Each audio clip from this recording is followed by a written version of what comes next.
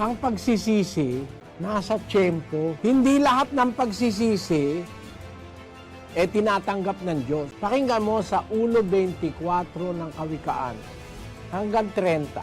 Sapagkat ako'y tumawag at kayo'y tumanggi. Aking iniunat ang aking kamay at walang makinig. Kundi inyong iniuwi sa wala ang buo kong payo at hindi ninyo inibig ang aking saway.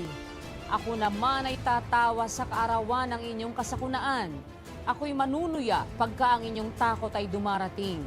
Pagka ang inyong takot ay dumarating na parang bagyo at ang inyong kasakunaan ay dumarating na parang ipo-ipo, pagka ang hirap at hapis ay dumating sa inyo.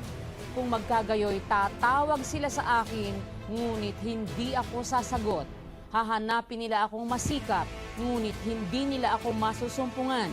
Sapagkat kanilang ipinagtanim ang kaalaman at hindi pinili ang takot sa Panginoon. Ayaw sila ng aking payo, kanilang hinamak ang buo kong pagsaway. Kung napapansin mo kapatid ang sinasabi ng Diyos sa talata, tumawag ang wika ako, tumanggi kayo. Inunat ko ang aking kamay, ayaw kayong makinig, walang nakikinig. Iniiwi nyo sa wala ang buo kong payo.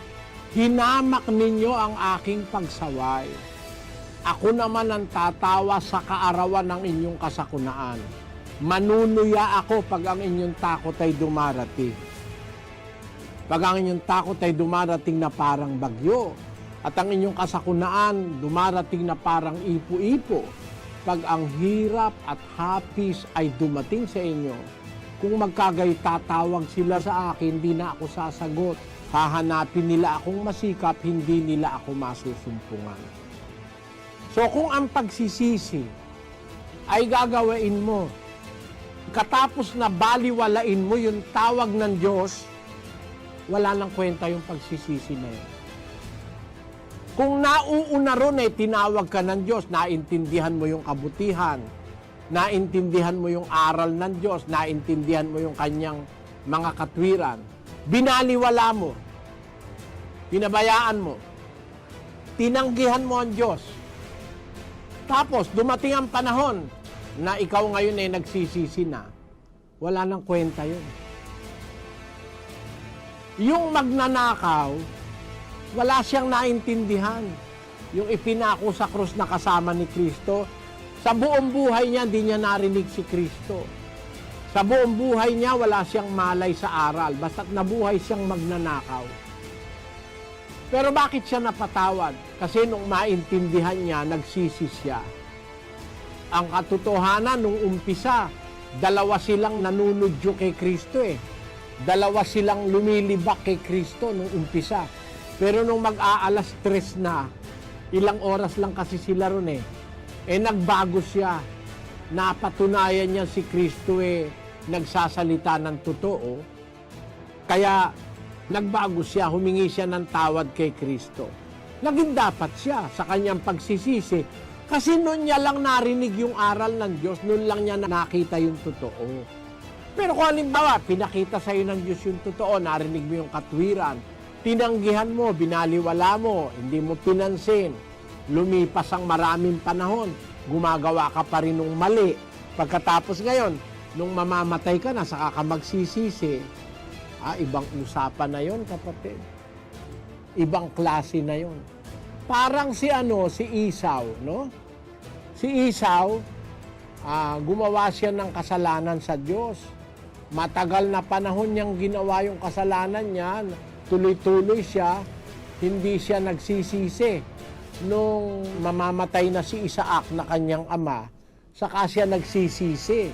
Hindi na siya pinatawad Pakinggan mo sa 12:16 ng Hebre. Baka magkaroon ng sino mang mapakiapid o mapaglapastangan gaya ni Esau, na sa isang pinggang pagkain ay ipinagbili ang kanyang sariling pagkapanganay, sapagkat nalalaman ninyo na bagamat pagkatapos ay ninanasan niyang magmana ng pagpapala, siya'y itinakwil, sapagkat wala na siyang nasumpungang pagkakataon ng pagsisisi sa kanyang ama, bagamat pinagsisikapan niyang mapilit na lumuluha. Kahit umiiyak pa siya, hindi na siya nakakita ng pagkakataon ng pagsisisi. Kasi maano siya, mapaglapastangan siya sa aral ng Diyos. Ipinagbili niya yung kanyang pagkapanganay, yung sabi ni Pablo. So, yung pagsisisi ni Esau, walang nagawang mabuti sa kanya yon, kapatid. Ano po ang ibig kong sabihin? Hindi lahat ng pagsisisi tinatanggap ng Diyos. Pagka nauna pa doon ginawa mo, itinakwil mo ang Diyos, o kaya itinakwil mo yung kanyang aral, pinaliwala mo, hindi mo pinansin, pag bandang huli, magsisi ka man, di ka na magiging dapat. Ngayon, yun ang nasa Biblia, kapatid. Pero kung halimbawa, wala ka namang aral na totoong narinig, may pagkakataon ka sa pagsisisi. Yun ang masasabi ko sa iyo. Ang tinutukoy kong walang pagkakataon sa pagsisisi, yung naliwanagan na, nakakilala na ng aral. Basahin natin sa Hebreo 6:4-6. Sapagkat tungkol sa mga minsang naliwanagan at nakalasap ng kaloob ng kalangitan at mga nakabahagi ng Espiritu Santo at nakalasap ng mabuting salita ng Diyos at ng mga kapangyarihan ng panahong darating at saka nahiwalay sa Diyos, ay di maaaring baguhin silang muli sa pagsisisi. Yamang kanilang ipinapakong muli sa ganang kanilang sarili ang anak ng Diyos at inilalagay na muli siya sa hayag na kahihiyan. Ayan, pagka naliwanagan ka na, natanggap mo na yung aral, alam mo na mga bagay-bagay tungkol sa Diyos, yung salita ng Diyos, tapos humiwalay ka pa, hindi ka na pwede uling magsisi. Wala nang pagkakataon ng pagsisisi. Yun ang sinasabi ko. Yun sa mga nakakilala na, tapos sinadya nilang humiwalay sa Diyos, hindi nila pinansin ng Diyos, nilabag nila yung aral, parang si Judas, magsisi man. Wala nang kwenta yun.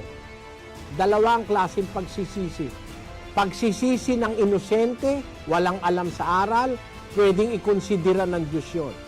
Pagsisisi nung nakaalam na ng aral, wala nang pagkakataon yun. Yun ang sagot ko sa iyo, kapatid.